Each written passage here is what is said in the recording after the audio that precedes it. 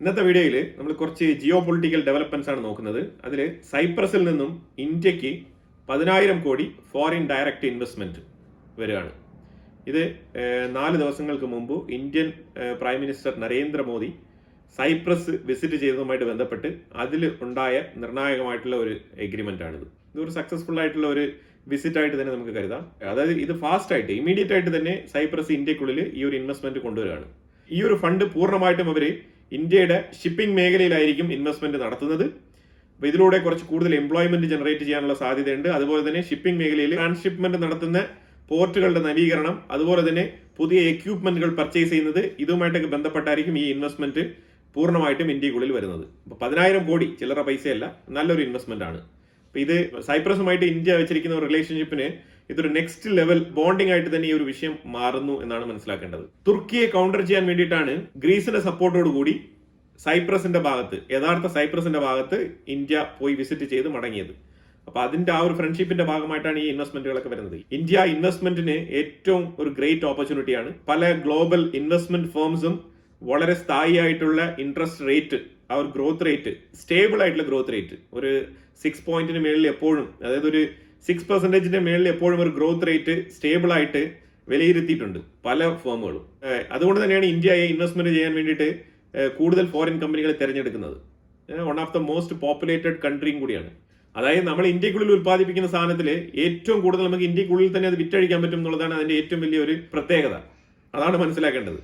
കാരണം മറ്റുള്ളവര് അവരുടെ രാജ്യത്ത് സാധനങ്ങൾ മാസ്സായിട്ട് പ്രൊഡ്യൂസ് ചെയ്തിട്ട് പുറം രാജ്യങ്ങളിൽ വിൽക്കാൻ പറ്റുമോ എന്ന് അലഞ്ഞിരിഞ്ഞ് നടക്കുമ്പോൾ നമുക്ക് നമ്മുടെ രാജ്യത്ത് തന്നെ അത് വിറ്റഴിക്കാൻ പറ്റും എന്നുള്ളതാണ് അതിന്റെ ഒരു കീ പോയിന്റ് എന്ന് പറയുന്നത്. ആ മാർക്കറ്റാണ് ട്രംപ് ആവശ്യപ്പെടുന്നത്. എനിക്കും കൂടെ നിങ്ങളുടെ മാർക്കറ്റ് ഒന്ന് ഓപ്പൺ ചെയ്ത് തരൂ. എന്തിനു വേണ്ടിയിട്ടാണ് നിങ്ങൾ ഇങ്ങനെ ടാരിഫ് ഇട്ട് വെച്ചിരിക്കുന്നത്? Just let it open four USA എന്നാണ് പറഞ്ഞിരിക്കുന്നത്. അതാണ് ഇന്ത്യ ചില നിർണായക മേഖലകളിൽ തടസ്സം സൃഷ്ടിച്ചു വെച്ചിരിക്കുന്നത്. അവിടുത്തെ ഫാർമേഴ്സിന്റെ സൈഡിൽ നിന്ന് നല്ല പ്രഷർ ട്രംപിന് കിട്ടുന്നുണ്ട്. അതുകൊണ്ടാണ് ട്രംപ് ഇന്ത്യയുമായിട്ട് പ്രഷർ ചെയ്ത് ഏറ്റവും പോപ്പുലേറ്റഡ് രാജ്യമല്ലേ. ഇപ്പൊ പറഞ്ഞു വന്നിരിക്കുന്നത് വെച്ചാൽ നിങ്ങൾ ഫുഡ് ചെയിനിന്റെ ഭാഗമായിട്ട് ഞങ്ങളുടെ ജനറ്റിക്കലി മോഡിഫൈഡ് കോണൊന്നും നിങ്ങൾ എടുക്കണ്ട, നിങ്ങൾ എത്തനോൾ ക്രിയേറ്റ് ചെയ്യാൻ വേണ്ടിയിട്ട് മാത്രം എടുത്താൽ മതി എന്നൊക്കെ പറഞ്ഞുകൊണ്ട് വരുന്നുണ്ട് ഇപ്പൊ നെഗോഷിയേറ്റ് ചെയ്തിട്ട്. എന്നിട്ടും ഇന്ത്യ അതിന് കൃത്യമായിട്ടുള്ള മറുപടി കൊടുത്തിട്ടുണ്ട്. എത്തനോൾ ഉൽപ്പാദിപ്പിക്കാനും ഇവിടെ ഒരുപാട് കരിമ്പ് കൃഷി ചെയ്യുന്ന ആൾക്കാർ, ഷുഗർ ഫാക്ടറി നടത്തുന്ന ആൾക്കാരൊക്കെ ഉണ്ട്. അപ്പൊ അതുകൊണ്ട് ആ മേഖലയെ നമുക്ക് വേണ്ടെന്നാണ് പറഞ്ഞിരിക്കുന്നത്. അപ്പോൾ ടോട്ടലി ട്രംപിനെ സ്റ്റോപ്പ് ചെയ്തുകൊണ്ടുള്ള മുന്നോട്ട് പോക്കാണ്. ആ സാഹചര്യത്തിലാണ് ട്രംപ് നിർണായകമായിട്ടുള്ള ചില രാജ്യങ്ങൾക്കൊക്കെ താരിഫുമായിട്ട് മുന്നോട്ട് വന്നിട്ടുണ്ട്. വലുതായിട്ട് അമേരിക്കയെ ഫോളോ അപ്പ് ചെയ്യാത്ത രാജ്യങ്ങൾക്കൊക്കെ താരിഫ് കൺഫേം ചെയ്തിരിക്കുകയാണ്. അപ്പൊ ആ താരിഫ് എന്ന് പറഞ്ഞു കഴിഞ്ഞാൽ പ്രഖ്യാപിച്ച താരിഫ് ഒരു 5-6 രാജ്യങ്ങളുടെ താരിഫ് പറയുന്നുണ്ട്. ആദ്യമേ തന്നെ ബ്രസീലിലാണല്ലോ ബ്രിക്സ് ഇത്തവണ നടന്നത്. ബ്രസീലിന് 50% താരിഫാണ് കൊടുത്തിരിക്കുന്നത്. അത് കൺഫേംഡ് താരിഫാണ് 50%. ഇനി ബ്രസീൽ എങ്ങനെയാണ് പോയി നെഗോഷിയേറ്റ് ചെയ്യുന്നത് നമുക്കറിയത്തില്ല. ഫിലിപ്പൈൻസ് എന്ന് പറഞ്ഞ രാജ്യത്തിന് 20% താരിഫ് അത് കൺഫേം ചെയ്തിരിക്കുകയാണ്. പിന്നെ മോൾഡോവയ്ക്കും ബ്രൂണയ്ക്കും 25% താരിഫ്. മോൾഡോവ, ബ്രൂണെ ഈ 2 രാജ്യങ്ങൾക്കും 25% താരിഫ് പ്രഖ്യാപിച്ചു കഴിഞ്ഞിരിക്കുന്നു. പിന്നെ ശ്രീലങ്ക, ഇറാഖ്, അൾജീരിയ, ലിബിയ ഇത്രയും രാജ്യങ്ങൾക്കും താരിഫ് പറഞ്ഞിട്ടുണ്ട്. അത് 30% താരിഫാണ് ഈ ഇത്രയും രാജ്യങ്ങൾക്കും പറഞ്ഞിരിക്കുന്നത്. ഇത് വളരെ ബേസിക് ആയിട്ട് ട്രംപ് താരിഫ് പ്രഖ്യാപിച്ച് അങ്ങ് ഒഴിവാക്കി വിടുകയാണ് രാജ്യങ്ങളെ. മനസ്സിലായോ? ഇതൊന്നും ട്രേഡ് ഡീല് സംഭവിക്കുന്നില്ല കേട്ടോ. അതാണ് മനസ്സിലാക്കേണ്ടത്. ട്രേഡ് ഡീലൊന്നും ഇവിടെ സംഭവിച്ചിട്ടില്ല. താരിഫ് പ്രഖ്യാപിച്ച് അങ്ങ് ഒഴിവാക്കുകയാണ്. അതാണ് ചെയ്തുകൊണ്ടിരിക്കുന്നത്. ജപ്പാനും കൊറിയയ്ക്കും കത്തയച്ചല്ലോ 25% പറഞ്ഞിട്ട്. അതിന്റെ തുടർച്ചയായിട്ട് തന്നെയാണ്. അന്ന് 12 രാജ്യങ്ങൾക്ക് അയച്ചു. അതിനെ തുടർന്ന് ഇപ്പൊ ഇതാ ആ ഒരു 6-7 രാജ്യങ്ങൾക്ക് ഇപ്പൊ ഇന്ന് കത്തയച്ചിട്ടുണ്ട്. ഈ കത്തെന്ന് പറഞ്ഞാൽ ജസ്റ്റ് കൺഫേംഡ് താരിഫായിട്ട് അങ്ങ് അയക്കുകയാണ്. അതാണ് സംഭവിച്ചുകൊണ്ടിരിക്കുന്നത്. ഇനി താല്പര്യമുള്ള രാജ്യങ്ങൾ അങ്ങോട്ട് പോയി നെഗോഷിയേറ്റ് ചെയ്യും. അപ്പൊ ഇന്ത്യ പോയി നെഗോഷിയേറ്റ് ചെയ്യുന്ന കാരണം എന്ന് പറഞ്ഞാൽ നമ്മള് വളരെ നല്ല റിലേഷൻഷിപ്പ് മെയിൻറ്റെയിൻ ചെയ്യുന്ന ആൾക്കാരാണ്. വലിയ ഇന്ത്യൻ ഡയസ്പൊറ ഉള്ള രാജ്യമാണ് അമേരിക്ക. അവിടെ ഇന്ത്യക്കാർക്ക് ഒരുപാട് ഇന്ത്യൻ പ്രോഡക്ട്സിന്റെ ആവശ്യമുണ്ട്. ഈ വിഷയങ്ങളൊക്കെ കരുതിക്കൊണ്ടാണ് ഇന്ത്യ ഏറ്റവും കൂടുതൽ അമേരിക്കയോടൊപ്പം പോയിട്ട് ഈ നയതന്ത്ര ചർച്ചകളിലൂടെ ഇങ്ങനെ ഈ ട്രേഡ് താരിഫ് വിഷയങ്ങളൊക്കെ പരിഹരിക്കാൻ വേണ്ടി ശ്രമിക്കുന്നത്. ഇന്ത്യൻ കമ്മ്യൂണിറ്റിയെ തന്നെയാണ് പ്രധാനമായിട്ടും ഇന്ത്യ ഫോക്കസ് ചെയ്യുന്നത്. അതിലുപരിയായിട്ട് ഇന്ത്യയുടെ താല്പര്യങ്ങളുണ്ട്. ഇന്ത്യക്ക് ഉള്ളിൽ വന്ന് മാനുഫാക്ചറിങ് ചെയ്ത് ഇവിടെ സാധനങ്ങൾ വിൽക്കുന്ന ആ കമ്പനികൾക്കും കൂടി റവന്യൂ ജനറേറ്റ് ചെയ്യേണ്ടതുണ്ട്. അതും കൂടെ മനസ്സിൽ വെച്ചുകൊണ്ടാണ് ഇന്ത്യ ഇങ്ങനെ സ്ട്രിക്റ്റ് ആയിട്ടുള്ള പോളിസി കീപ്പ് ചെയ്യുന്നത്. അതുപോലെ തന്നെ ISRO വളരെ സക്സസ്ഫുൾ ആയിട്ട് ഗഗൻയാൻ എന്ന് പറഞ്ഞ പ്രോജക്റ്റിന്റെ പ്രൊപ്പൽഷൻ ത്രസ്റ്റ് ടെസ്റ്റ് ഫിനിഷ് ചെയ്തിട്ടുണ്ട്. ഹീറ്റ് ടെസ്റ്റ് അല്ലെങ്കിൽ ഹോട്ട് ടെസ്റ്റ് എന്നാണ് പറയുന്നത്. അതായത് ഈ പ്രൊപ്പൽഷൻ ചെയ്ത് പോകുമ്പോഴത്തേക്കും ഈ ഫ്യൂവൽ എജക്ട് ചെയ്യുന്ന ആ പാർട്ട് ഉണ്ടല്ലോ, അവിടെയാണ് ഇപ്പൊ തീ കത്തിക്കൊണ്ട് ഇങ്ങനെ പോകുന്നത്. ആ കത്തുന്ന ഭാഗത്തുള്ള ആ മോട്ടറിന്റെ ത്രസ്റ്റിന്റെ പവർ, ആ ഹീറ്റിന്റെ കപ്പാസിറ്റി, എത്രമാത്രം അതിന് കപ്പാസിറ്റി ഉണ്ട്, അതിനെ ഓർബിറ്റിൽ എത്തിക്കാനുള്ള അത്രയും ശേഷിയുണ്ടോ, അതായത് റോക്കറ്റ് ലോഞ്ച് ചെയ്ത് കഴിഞ്ഞാൽ ഈ പ്രൊപ്പൽഷന്റെ ഈ പവർ കൊണ്ട് വേണം ഈ റോക്കറ്റ് സ്പേസിലേക്ക് എത്താൻ. അതായത് ഈ ഒരു അറ്റ്മോസ്ഫിയറിൽ നിന്നും മുകളിലേക്ക് എത്താൻ വേണ്ടിയിട്ട്. അത് ഗ്രാവിറ്റി വിട്ട് മുകളിലേക്ക് പോകണം, അത്രയേ ഉള്ളൂ. അപ്പോൾ ഈ ഗ്രാവിറ്റി വിട്ട് മുകളിലേക്ക് പോകാനുള്ള ആ പവർ ടെസ്റ്റാണ് ചെയ്തത്. അത് സക്സസ്ഫുള്ളി കംപ്ലീറ്റ് ആക്കിയിരിക്കുകയാണ്. ഗഗൻയാൻ മിഷൻ അതുമായിട്ട് ബന്ധപ്പെട്ടാണ് നമ്മൾ ഈ വിഷയം പറഞ്ഞുകൊണ്ടിരിക്കുന്നത്. അതുപോലെ ഇന്ത്യ 20,000 കോടി അൺമാൻഡ് ഏരിയൽ വെഹിക്കിൾ, അതുപോലെ തന്നെ ഡ്രോൺ, ഈ മേഖലയിൽ പ്രൈവറ്റ് കമ്പനികൾക്ക് ഇൻവെസ്റ്റ് ചെയ്യാൻ പദ്ധതി ഒരുക്കിയിട്ടുണ്ട്. Indian government Indian defence through ആയിരിക്കും ഇൻവെസ്റ്റ്മെന്റ് നടത്തുന്നത്. അൺമാൻഡ് ഏരിയൽ വെഹിക്കിൾ കമ്പനികൾ ഇന്ത്യക്കുള്ളിൽ തന്നെ പ്രൊഡക്ഷൻ ചെയ്യുന്ന, മാനുഫാക്ചറിങ് ചെയ്യുന്ന കമ്പനികൾക്കായിരിക്കും ഈ ഒരു ഗുണം ലഭിക്കുക.